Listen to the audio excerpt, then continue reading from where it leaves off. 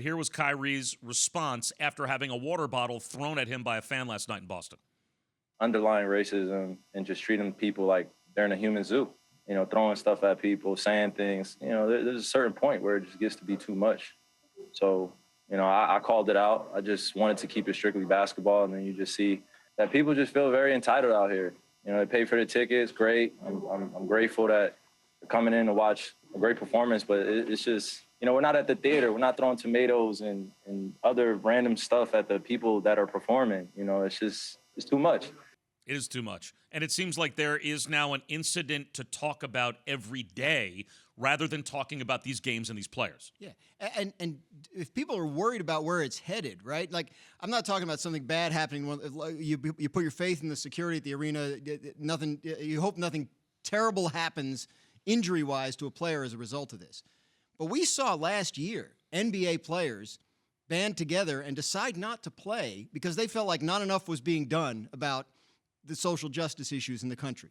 Do you think if these guys get together and say, we don't feel safe at these games, that it's completely out of the question that they would, hey, we're not going to play? Like, if we don't feel like the league is doing enough, if we don't feel like the fans are conducting themselves in a certain way, we won't play these playoff games. There's precedent for this. So I think if it continues to happen, I think you're looking at a situation where you could see players take action on their own behalf because this is a group of players that we've already seen do that. Yeah, I'm wondering, is it worse?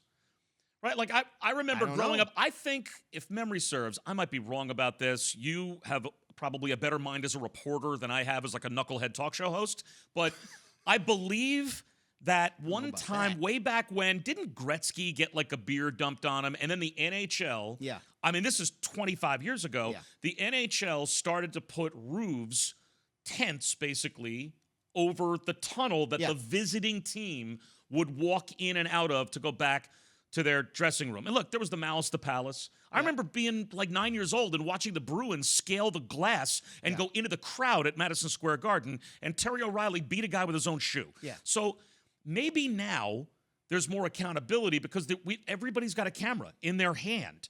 There are cameras all over these arenas. Yep. Maybe the players now feel a little bit more emboldened to hold fans accountable for how they act. I guess my question is it worse now than it was, or are we now catching more of it with technology, and maybe we're now at a point where the players, and rightfully so, are holding people more accountable for how they act at these games? Well, I think, number one, you bring up Malice at the Palace and the hockey situation.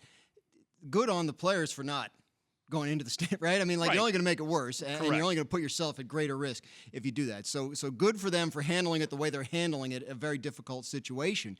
But, I mean, is it worse? Like, we could get into a whole discussion about, like, the world and our country right now and how much anger there is and how upset people are and how justified people feel in being angry and upset and the way that they're venting it. I mean, all you have to do is watch the non-sports news for 5 minutes and you see it's all about people being angry. So is that carrying over into the sports arenas? I mean, people, from having been in a million games like I have, that people who go to these games feel like, to a certain extent, the purchase of the ticket gives them the right to act, And they also feel like there's that third wall. Yeah. Right? Like, the players are not going to come into the stands after me. Now, could you imagine walking down Fifth Avenue, Russell Westbrook's walking the other way, you've got a box of popcorn, and you chuck it in his face? That's what he said Or last Kyrie week. Irving is walking down Broadway, and you see him from 10 feet away and decide, I'm going to chuck a water bottle at him.